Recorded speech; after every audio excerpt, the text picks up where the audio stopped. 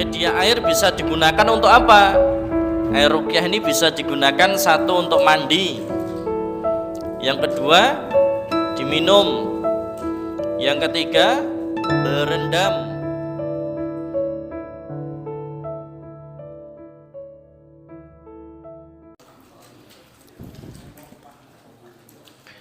Bismillah. Assalamualaikum warahmatullahi wabarakatuh.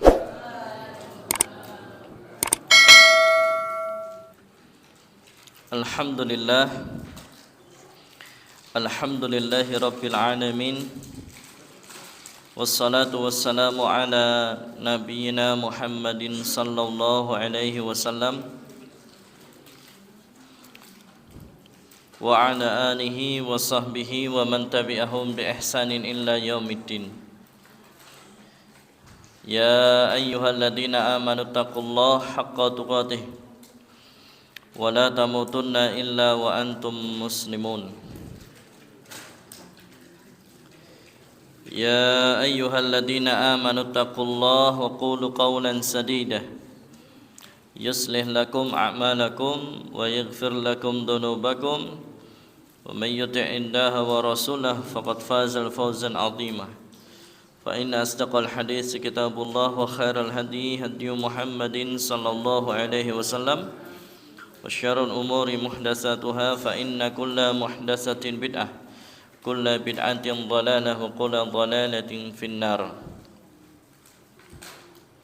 Jamaah yang dirahmati Allah Subhanahu wa taala, alhamdulillahirabbil alamin. Malam hari ini kita akan melanjutkan pembahasan tentang tema ruqyah syar'iyyah, di mana pekan yang lalu kami sampaikan ada beberapa persiapan. Ada persiapan dari si peruqyah, ada persiapan dari marqi atau pasien, ada persiapan dari keluarga pasien yang mendampingi, ada persiapan dari tempat yang akan dijadikan sebagai tempat ruqyah. Karena jamaah yang dirahmati Allah Subhanahu wa taala, terutama di bagian tempat yang akan dijadikan ruqyah, beberapa kali kami alami dan kami amati, sebetulnya tempat ruqyah itu yang paling efektif memang di masjid. Kenapa? Satu, di masjid itu insya Allah full positif, ya, energinya full positif, dipakai untuk ibadah, bersih dari hadas. Kemudian apa? Yang namanya masjid ini terbebas dari yang namanya patung dan foto dan lukisan makhluk bernyawa.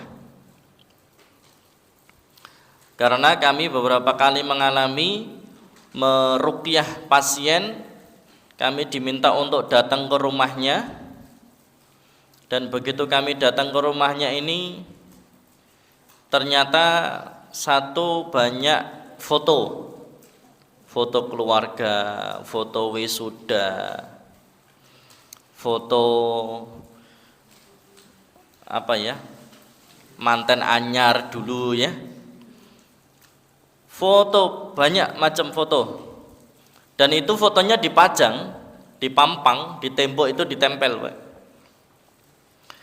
Yang kedua, juga kami dapati banyak lukisan makhluk bernyawa, hewan, ya. Kemudian juga ada patung. Lah ternyata perhiasan atau aksesoris yang demikian itu akan sangat bisa menghalangi keberhasilan dari ruqyah. Termasuk diantaranya apa? Boneka. Ya. Maka kemudian dari beberapa pengalaman kami ketika meruqyah dan di rumahnya banyak foto, banyak patung, banyak boneka, banyak lukisan makhluk bernyawa, itu biasanya reaksinya tidak terlalu signifikan, Pak. Keberhasilannya tidak terlalu signifikan. Bahkan hampir atau nyaris tidak ada reaksi. Nah, maka ini jamaah yang dirahmati Allah Subhanahu wa taala, maka yang perlu diperhatikan, bersihkan rumahnya dulu, baik dari hadas, kotoran, dan juga dari foto, patung, boneka, lukisan yang makhluk bernyawa. Jadi kalau misalnya punya foto, ya disimpan di album, ya. Nah, jamaah yang dirahmati Allah Subhanahu wa taala, karena di antara hikmah dari kenapa kok tidak boleh pajang foto makhluk bernyawa, lukisan, ya, kemudian patung, ya. Kemudian bagi muslimin tidak boleh piara anjing, ya. Kenapa? Karena memang malaikat rahmat tidak mau masuk ke rumah itu. Jadi rumah yang tidak dimasuki oleh malaikat rahmat, rumah-rumah yang ada tadi yang saya sebutkan, foto atau makhluk bernyawa, patung, ya, boneka yang boneka makhluk bernyawa gitu, ya, kemudian piara anjing. Nah, maka hendaknya di rumah-rumah kaum muslimin itu jangan, dibersihkan dari itu tadi. Supaya apa? Supaya malaikat rahmatnya masuk gitu, ya. Kalau malaikat rahmatnya masuk itu insya Allah keluarganya adem ayem. Tapi kalau ada itunya, malaikat rahmat tidak mau masuk. Yang masuk siapa? Syaitan. Nah, kalau syaitan sudah masuk mendominasi di dalam rumah, ya sudah, bikin panas, bikin keluarganya kacau, berantakan, buat ibadah jadi males. Ya, lah ini jamaah yang dirahmati Allah Subhanahu wa taala. Ini diperhatikan. Ya. Kemudian yang selanjutnya yang ingin kami sampaikan adalah pada malam hari ini adalah aneka ragam meruqyah dengan media air. Ya, meruqyah dengan media air. Nanti kita lihat bahwasanya memang Nabi Muhammad SAW pernah melakukan hal itu. Media air bisa digunakan untuk apa? Air ruqyah ini bisa digunakan satu untuk mandi, yang kedua diminum, yang ketiga berendam, yang keempat obat tetes, dan yang kelima untuk menyemprot setiap sudut ruangan yang diganggu oleh jin dan sihir. Termasuk diantaranya nanti bisa untuk menghilangkan tanda daripada tuyul atau jin yang bisa mengambil uang atau barang. Itu nanti dibersihkannya salah satunya dengan media air. Kemarin ada jamaah yang WA saya, bayangkan sekali hilang 1 juta, Pak. Uangnya sekali hilang 1 juta. Dan itu sering terjadi. Kemudian sempat berhenti karena beliau pakai air yang dibacakan surah Al-Baqarah full, ya, air yang dibacakan surah Al-Baqarah full, kemudian air itu disemprot-semprotkan, kemudian untuk membersihkan sekitar rumah, dan sempat berhenti. Tapi kemudian ada lagi. Ya, ada lagi. Kenapa? Maka Rasulullah sampaikan bahwasanya Allah itu lebih menyukai sesuatu yang walau sedikit tapi adwa muha wa inqala, yang acak, continue. Nah, kalau dibacakan Al-Baqarah tapi setahun sekali, ya sama aja, ya. Tapi apa yang penting continue-nya ini. Nah, jamaah yang dirahmati Allah Subhanahu wa taala, cara yang paling sederhana adalah dengan membacakan ayat-ayat ruqyah. Ayat-ayat ruqyah sapu jagat. Wah, ayat-ayat ruqyah sapu jagat itu, Pak. Kemarin yang saya sampaikan. Satu, surah Al-Fatihah. Yang kedua, Al-Baqarah 1 sampai 5. Yang ketiga, ayat kursi. Terus 2 ayat setelah ayat kursi. Terus Al-Kafirun dan Trikul. Atau Al-Fatihah, ayat kursi, kemudian tadi ya 3 ayat terakhir. Ya, lupa saya. Jadi Al-Fatihah, Al-Baqarah 1 sampai 5, ayat kursi, 2 ayat setelah ayat kursi, 3 ayat terakhir, kemudian Al-Kafirun, kemudian Al-Ikhlas, Al-Falaq, An-Nas. Ini ayat ruqyah sapu jagat. Nah, syukur-syukur ditambahi apa? Surah Al-Baqarah ayat ke-102. Ya, Al-Baqarah 102 yang dimana kemudian apa namanya? Ayat untuk menghilangkan sihir. Nah, ayat untuk menghilangkan sihir. Lah ayat itu dibaca langsung di wadah air. Jadi gelaskah atau baskom atau ember atau botol yang sudah diisi air, kemudian didekatkan ke mulut, ke bibir, dan kemudian kita bacakan ayat-ayat ruqyah sapu jagat tadi. Ya.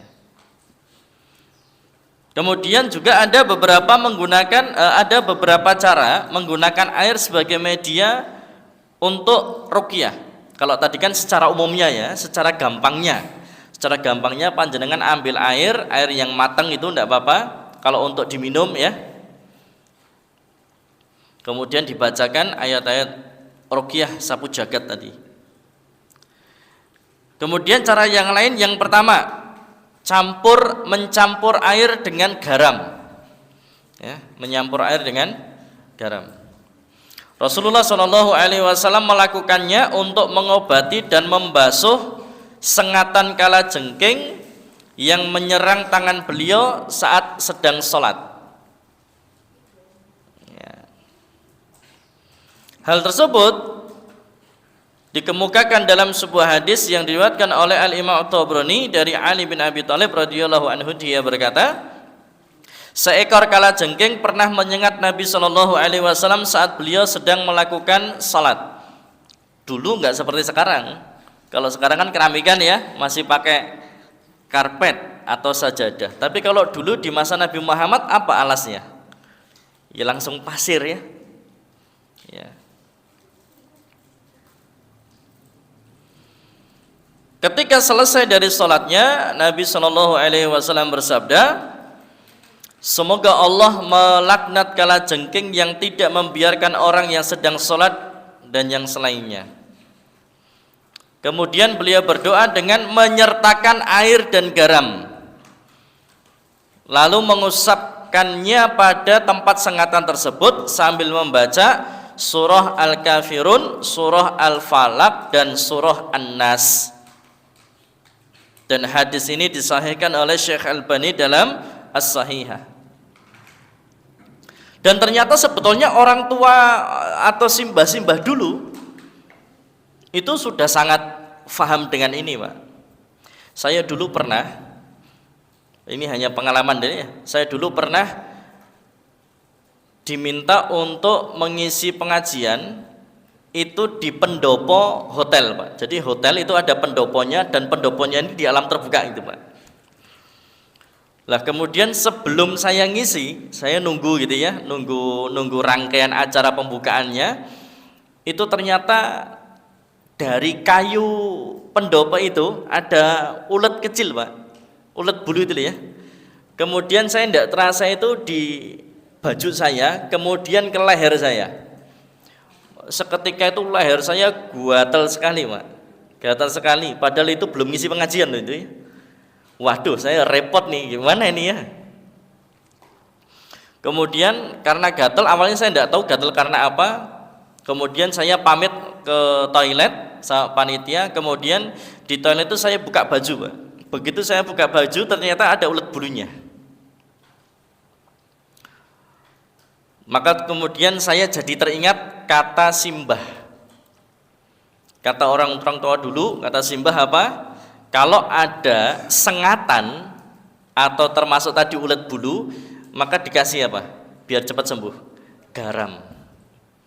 Langsung saya kan di hotel itu ya, di hotel kan biasanya ada dapurnya itu ya.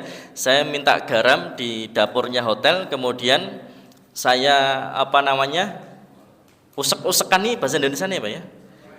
Ya itu ya. Wes pokoknya diusek-usekan gitu loh ya.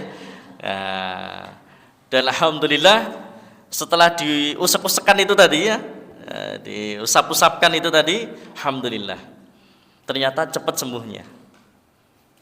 Nah, kalau kemudian caranya Rasulullah Shallallahu Alaihi Wasallam yang tersengat oleh kalajengking tadi, yang kemudian dikaitkan dengan ruqyah, dan ternyata beliau mengajarkan itu, mempraktekkannya juga.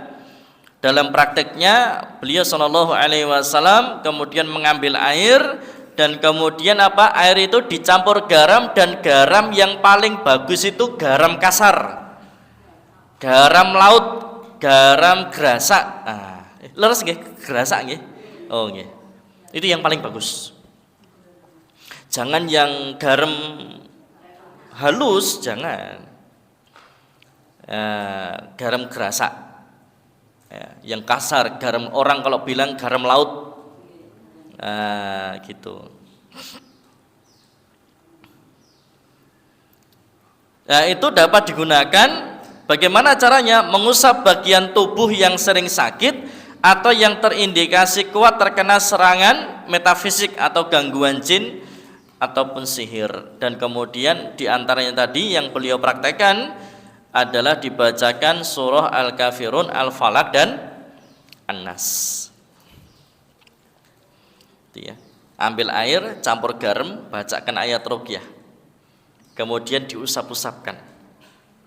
Nah ini jamaah, insyaallah. Yang kedua, meletakkan air 1 baskom di luar rumah pada malam hari dan dibiarkan terkena embun. Digunakan untuk apa? Minum dan mandi di waktu duha.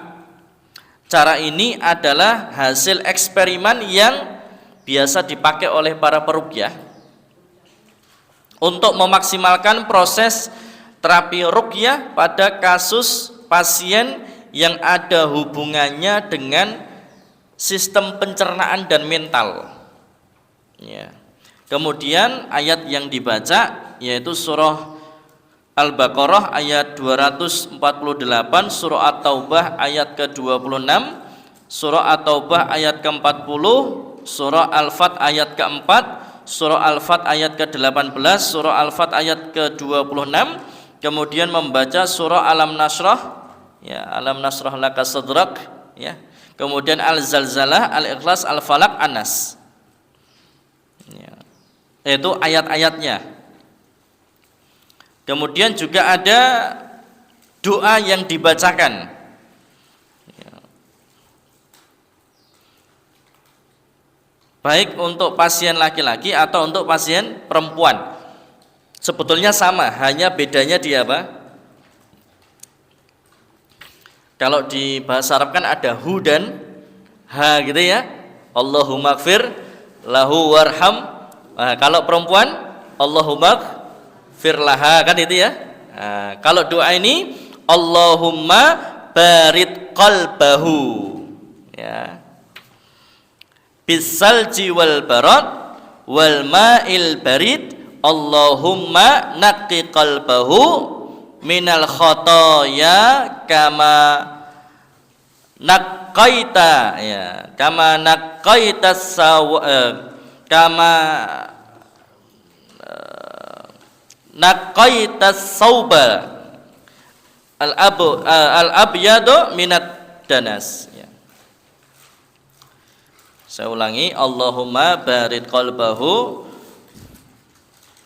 bisalji wal barad wal ma'il barid Allahumma naqqi qalbahu minal khataya kama naqqaitas saubal abyadha minad danas. Ya Allah, sejukkanlah hatinya dengan salju, dengan embun dan air yang dingin. Ya Allah, sucikan hatinya dari kesalahan sebagaimana Engkau sucikan baju yang putih dari noda. Nah, kalau untuk yang perempuan tinggal diganti hu-nya dengan ha, kan itu ya. Dan untuk terapi mandiri, ya, maka Anda bisa membaca doa Allahumma barid qalbi, ya, bisalji wal barad wal ma'il barid Allahumma naqqi qalbi minal khataya kama naqqaitas sawabal abyadha minad danas. Ya Allah, sejukkanlah hatiku dengan salju, embun dan air yang dingin. Ya Allah, sucikanlah hatiku dari kesalahan sebagaimana Engkau menyucikan baju putih dari noda. Kalau kemudian untuk keluarga tadi ya, kalau untuk pasien laki-laki pakainya hu, kalau pasien perempuan pakainya ha, kalau kemudian untuk diri sendiri pakainya i, ya. Tapi kalau untuk sekeluarga kami pakainya apa? Kami. Nah, makanya doanya apa namanya? Allahumma innaka afuwun tuhibbul afwa fa'fu anna. Ini berarti kami. Kalau fa'fu anni berarti saya. Itu.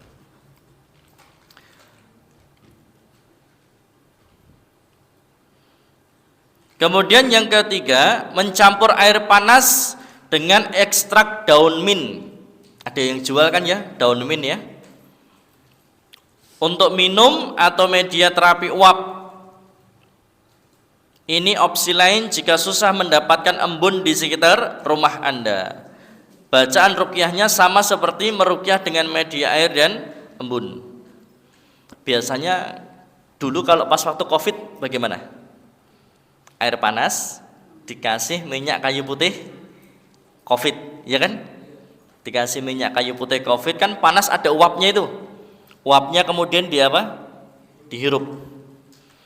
Nah, itu kemarin kalau Covid ya, ambil simpelnya kayak gitu. Atau kalau tidak pakai minyak kayu putih yang Covid itu bisa pakai apa? Daun mint atau bisa minyak kayu putih. Ya ini Masya Allah. Ini untuk media terapi uap. Minyak kayu putih itu boleh diminum enggak? Bisa diminum enggak? Ayo, bisa enggak diminum? Bisa. Ya, saya dulu pernah nyoba. Ya.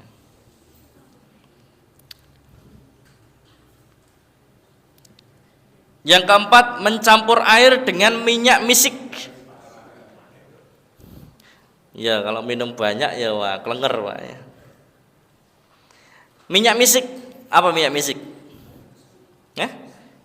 Kasturi, misik atau gaharu. Untuk apa? Mandi.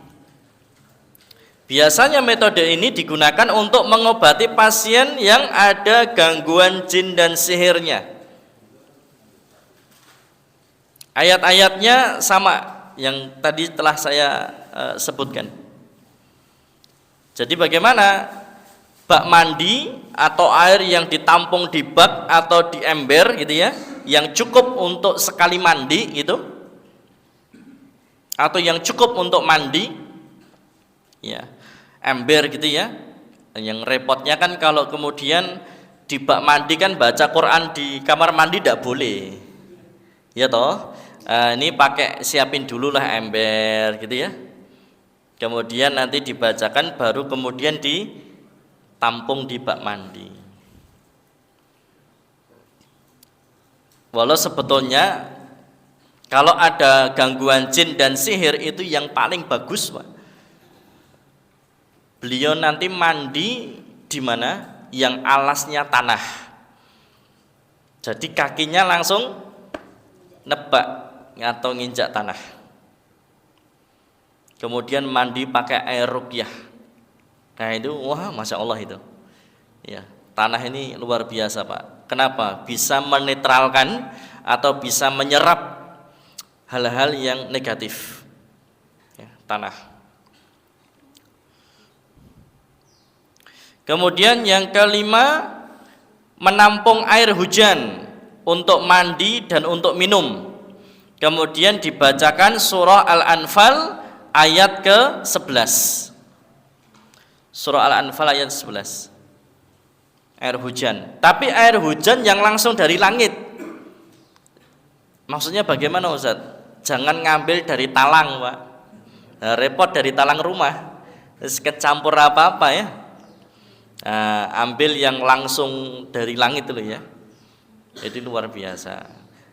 Kalau mau dipakai untuk mandi, bisa ditaruh di ember ya. Terus nanti selesainya diruqyah airnya, kemudian buat mandi. Atau bisa juga langsung hujan-hujan.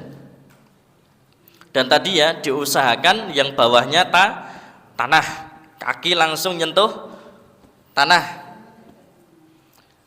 Atau kalau airnya memang langsung dari langit, taruh di gelas atau teko ya, bisa untuk diminum. Nah ini jamaah. Kemudian dibacakan surah Al-Anfal ayat ke-11. Dan ingatlah ketika Allah menjadikan kamu mengantuk sebagai suatu penentraman dari sisinya, dan Allah menurunkan kepadamu hujan dari langit untuk menyucikan kamu dengan hujan itu dan menghilangkan dari kamu gangguan-gangguan syaitan, dan untuk menguatkan hatimu dan memperteguh dengannya telapak kakimu. Ini ketika peristiwa perang apa? Surah Al-Anfal. Ayo, surah Al-Anfal peristiwa perang apa? Perang Badar ya. Jadi ternyata air hujan ini bisa dipakai untuk apa? Ruqyah. Kalau tidak hujan bagaimana Ustaz? Paceklik ini Ustaz. Panasnya berkepanjangan. Hari ini saja suhunya sampai 34 derajat ya. Story ini Bunda Lucy tadi ya.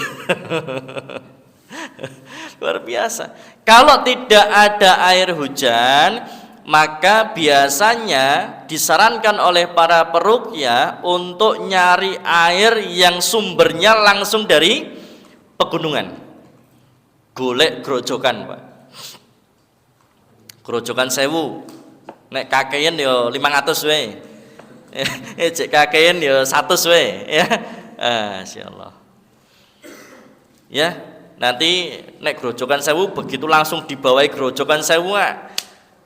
Wah, bahaya tuh ya, keras airnya.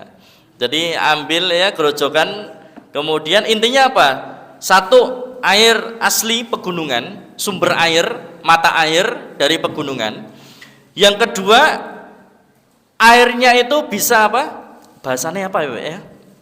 Grojoki awak itu ya. Grojoki awak, yang sehingga akan ada semacam tekanan yang dirasakan oleh tubuh dan itu bisa memecah sihir, Pak. Ya, itu bisa memecah sihir dan itu bagus untuk terapi. Ya. Jadi luar biasanya ternyata dalam Islam luar biasanya apa? Ada sunnah, apa sunnahnya? Hujan. Makanya Nabi Muhammad SAW itu nek hujan seneng rakekan sambat. Begitu hujan, apa yang dilakukan beliau? Menyingkap ya, sebagian membuka sebagian badan beliau yang bukan aurat gitu ya. Kemudian apa? Membasahinya dengan air hujan yang langsung dari langit ya, jangan dari talang, langsung dari langit. Itu luar biasa, Pak. Kalau ada di dalam tubuh kita ini ada gangguan jin atau sihirnya, akan bisa hilang dengan air hujan itu. Hujan-hujan. Lah saiki nek anake udan-udan orang tuanya gimana? Nah, malah seneni. Padahal itulah cara menyucikan anak dari gangguan jin dan syaitan. Oh, sekono le udan-udan. Oh no. Bapak ibu ya melu udan-udan. Wah itu gayeng Pak. Loh, ndak usah lama-lama, 15 menit we lah. Ya, 10 menit atau 15 menit habis itu masuk. Itu anak wes seneng Pak. Sudah seneng, kemudian apa? Menyucikan tadi, kemudian apa? Bisa menghilangkan gangguan jin dan syaitan, termasuk diantaranya sihir. Luar biasa. Dan bahkan disampaikan oleh Imam Ibnu Qayyim bahwasannya bagi yang sudah lama nikah dan tak kunjung punya keturunan, maka salah satu terapi yang disarankan oleh Imam Ibnu Qayyim adalah hujan-hujan. Hujan-hujan sambil istighfar, sambil doa gitu ya. Kenapa? Hujan adalah waktu yang mustajab terkabulnya doa. Jadi sambil hujan-hujan, kemudian sambil berdoa minta keturunan, kan itu ya. Nah, gitu. Nek biasanya santri-santri pondok wis gayeng ya, anggar ora udan wis kaya wah, kaya ning padang pasir atau udan ngono ya. Wis udan-udan bar ki radus ini. Masyaallah. Masyaallah. Ya, opone dulu pas waktu di pondok ya, nyantri itu sing paling penake anggar udan bal-balan. Wis wijos niku ya. Wis ora nendang rentok bal ra apa-apa, sepenting entuk sikil, ngono lho ya. Santri ya, masyaallah. Kemudian yang selanjutnya, yang keenam, memanfaatkan aliran sungai dan pancuran alami untuk mandi. Ini yang tadi yang saya sampaikan, kalau tidak hujan, tapi bisa menggunakan, bisa diganti dengan air alami, ya. Atau pancuran, gerojokan ya. Ini biasa digunakan untuk menerapi orang-orang yang terindikasi kuat terkena sihir atau orang yang ingin melepas susuk. Nah, biasanya yang pakai susuk bapak-bapak atau ibu-ibu ya.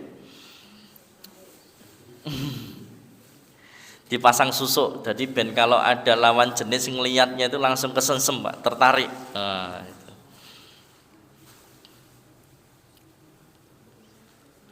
Dulu ada jamaah yang setelah pengajian itu datang ke saya, Ustadz, dulu saya pakai susuk. Nah, ya gimana terusan? Saya pengen diruqyah. Loh, lah terus kenapa? Maksudnya kenapa kok pengen diruqyah? Ya Ustadz, saya pengen tobat. Dulu saya pasang susuk, tapi ini susuknya masih ada ketinggalan di badan itu, Pak. Jadi bentuknya kayak, enggak tahu Pak saya bentuknya apa, tapi sudah menjadi benda padat. Ya sudah menjadi benda padat. Saya sampaikan kalau sudah menjadi benda padat, maka ya bukan ke peruqyah. Ke siapa? Ya ke dokter lah, operasi. Walaupun operasi ringan atau operasi kecil ya terhitungnya, jangan datang ke peruqyah kan itu. Karena sudah menjadi benda padat. Sama orang yang kemudian kena santet, akhirnya di dalam tubuhnya ada paku, pakunya sudah menjadi benda padat. Begitu di ronsen ya, atau di scan itu ya, itu banyak sekali paku. Maka kalau sudah menjadi benda padat, maka perlu yang namanya bantuan dokter untuk bisa mengeluarkan itu melalui proses operasi. Diruqyah tetap, nanti diruqyah, tenang saja, tetap diruqyah. Cuman juga tadi dokter bisa membantu untuk mengeluarkan itu melalui proses operasi. Atau juga untuk menghilangkan ilmu batil yang dia pelajari. Ilmu batil itu apa? Kanuragan, tenaga dalam, ya. Ilmu kebal, ya. Yang repot ilmu kebal pedang, tapi nek disuntik nangis. Wah ada itu Pak, ada Pak. Iya, kita belajar ilmu kebal disuntik vaksin wedi. Iya. Ya Allah, karo pedang ra wedi karo dom wedi. Ya Allah. Waktu itu saya gojeki, kan kamu punya ilmu kebal ya. Punya ilmu kebal dibacok enggak mempan. Berarti kan harusnya kalau disuntik ya enggak mempan ya. Itu tapi disuntik ya masuk suntiknya loh. Oh ya Allah. Ya. Kemudian sifatnya kondisional dan tidak wajib harus dimandikan di sungai ya. Ayat ruqyah yang dibaca saat menerapi di sungai atau pancuran alami ya ayat-ayat yang khusus biasa dipakai para peruqyah untuk apa? Membatalkan sihir. Di antaranya surah Al-Baqarah ayat ke-102 tadi. Ya. Al-Baqarah ayat 102 bunyinya gimana? Ya. Ya. Itu ayat untuk membatalkan sihir. Jadi orang kalau kena sihir, teman-teman kalau jadi peruqyah ya, orang kena sihir itu yang dibaca dan dibaca berulang-ulang kali terus. Diulang-ulang. Yang penting kalau dalam ruqyah itu repetisi. Ada pengulangan. Nah, ini pengulangan yang bikin setannya kesakitan, Pak. Bisa lama-lama terbakar dia. Pengulangan itu penting dalam proses ruqyah. Maka kalau sedang ruqyah itu Al-Fatihahnya jangan cuma sekali. Bacakan Al-Fatihah 7 kali gitu loh ya.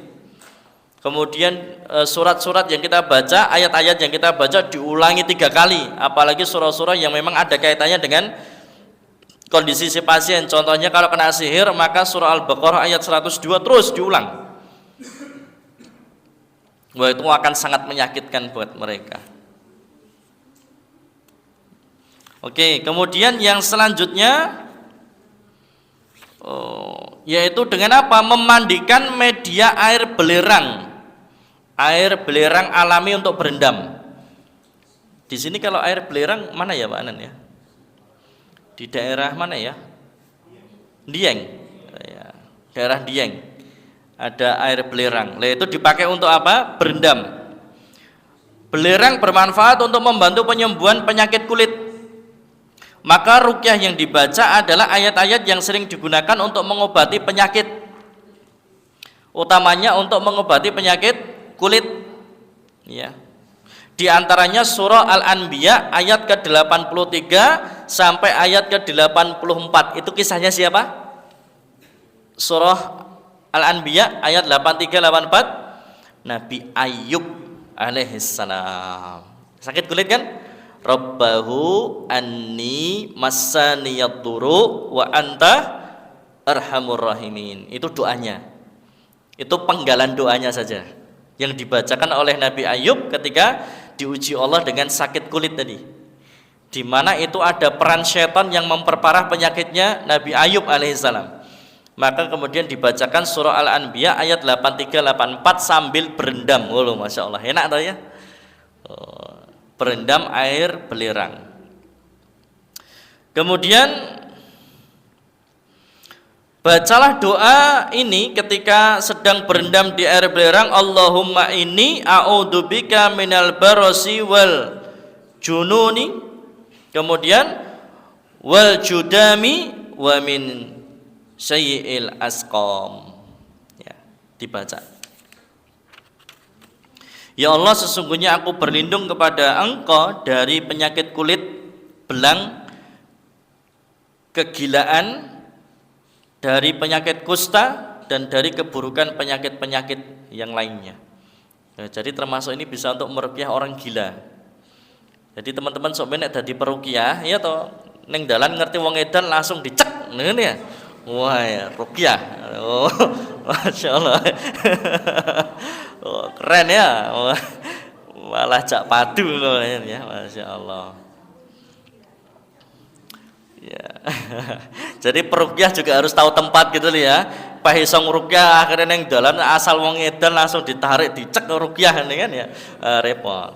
Nah, ini biasanya harusnya ada kerjasama antara rumah sakit jiwa dengan para peruqyah. Rumah sakit jiwa dan para peruqyah. Harusnya open recruitment gitu Pak ya. Open recruitment peruqyah untuk mengobati orang gila di rumah sakit jiwa, untuk meruqyah. Nah, itu.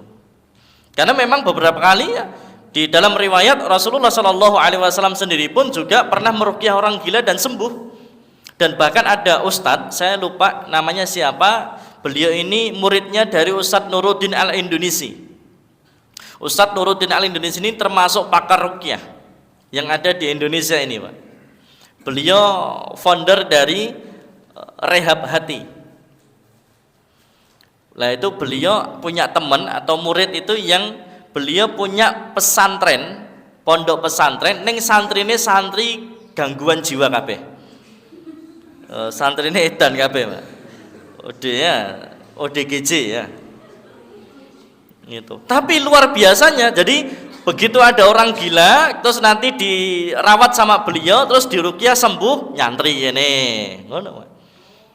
Itu tadi nek dibuka pendaftaran pondok pesantren menerima santri gila, ya ora nek sing daftar. Ya, wong edan ya ora iso maca ya. Nah, gitu. Jadi yang beliau lakukan, kalau ada orang gila, maka kemudian beliau akan openi. Kan ada toh orang gila yang masih diasuh di rumah-rumah keluarganya.